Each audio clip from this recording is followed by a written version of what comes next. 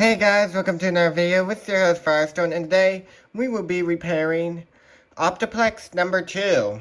So yeah, we are going to do pretty much everything in one full swing. So here I have the memory cards, which, in case you don't remember from when I started this up for the first time, there was a memory error. So what we're going to do is we're going to take out, first of all, we're going to take out everything here. Starting with the Opta drive, which holds the CDs and everything. Then we're going to take this out.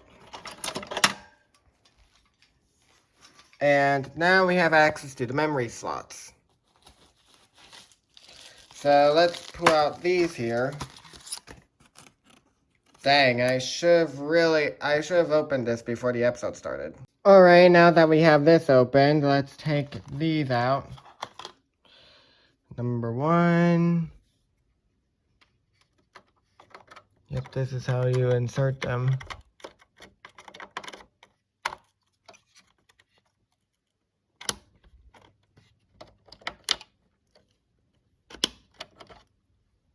And then number 2.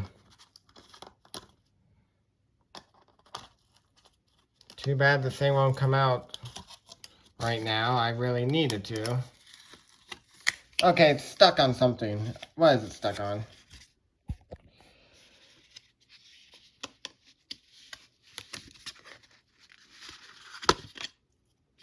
Okay, just the random force holding it in.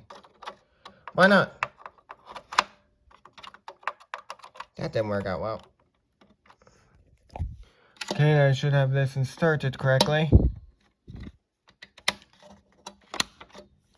There we go. And then now, let's put the hard drive in. This is an old hard drive I'm using. So where did I put the hard drive case at? Okay, so I don't have the plastic case to go over the drive, so we're going to try not to rattle this thing around too much, or else, yeah. Or else we might damage the drive in the process. Yeah, I tried fitting one from the Dell Dimension in here, but as you can probably see, it does not work. So yeah, now that everything's put together, I have a separate AC cord. We're gonna see if this works. Alright, so now we have our 2 Optiplexes. This is the Optiplex that's working, and this is the one that we're restoring. We're going to plug this AC power cord into the one that we are restoring and see if it'll turn on properly.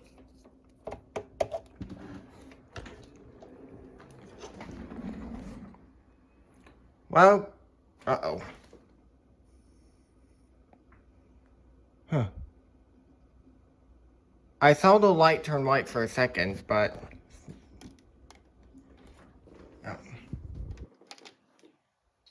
Oh, I just have to hit the power button again.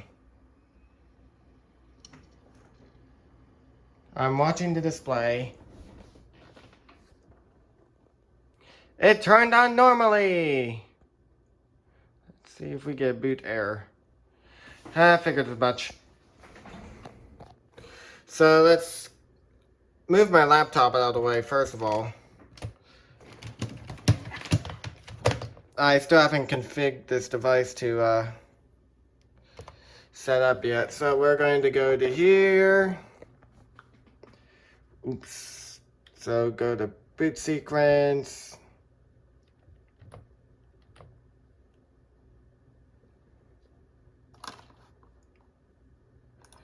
We're going to boot through Legacy because that's what this all is.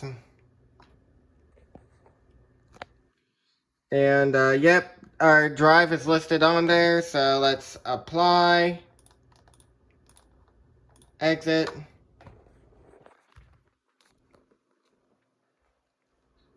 and it should be able to turn on.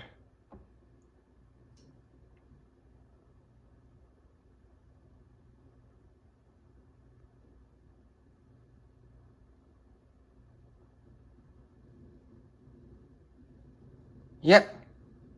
Alrighty, next we are going to install a wireless adapter to this computer.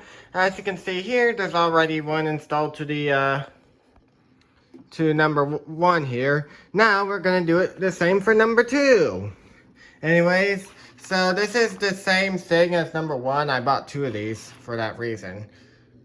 So here's the disc. And yeah, here's the drive to put in, the wireless adapter itself. So one thing you're probably wondering is, Firestone, why does the wireless adapter look different than the one you did in the other video of you installing a wireless adapter? Well, the reason why is because, well, yeah, I kind of wanted these two to be similar, so that's why I purchased 2 of the same. And they don't take up much room at all. I have the other one, which I might use for a future project. So now let's open this, insert the disc that we have in here.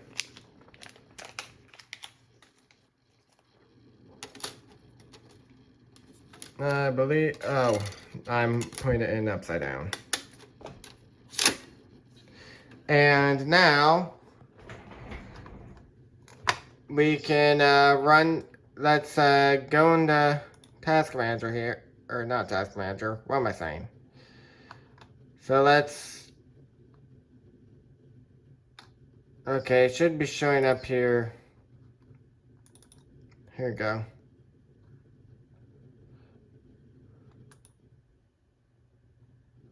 Okay, I inserted the drive, right? Should have inserted into the right one.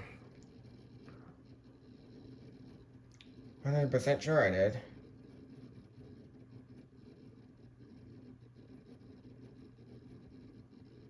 Give me a second to resolve this issue.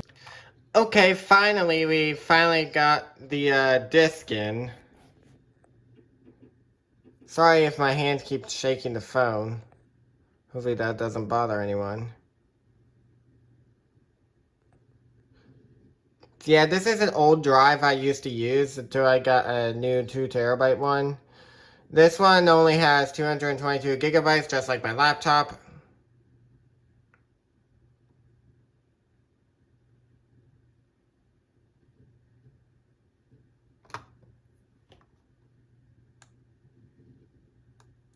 Okay, here it is. So we want to select the first option, install the Asus WLAN card.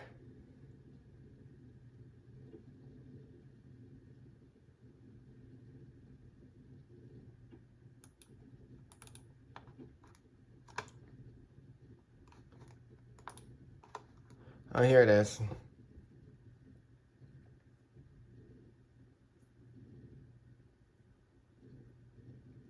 See, it's gonna guide us through the install wizard, and I'm gonna keep hitting allow always.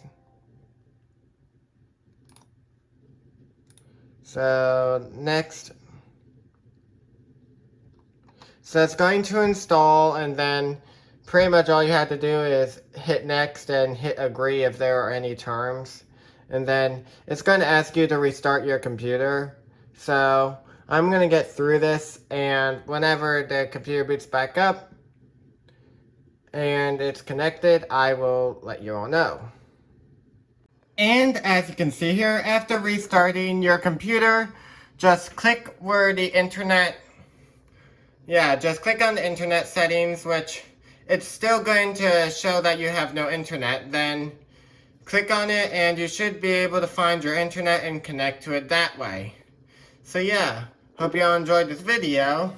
And I say we did a good job restoring both of these optiplexes. And after you have installed the software for the network adapter, you may take out your disk and put it away. So yeah, hope you all enjoyed, and I'll see y'all later. Peace out.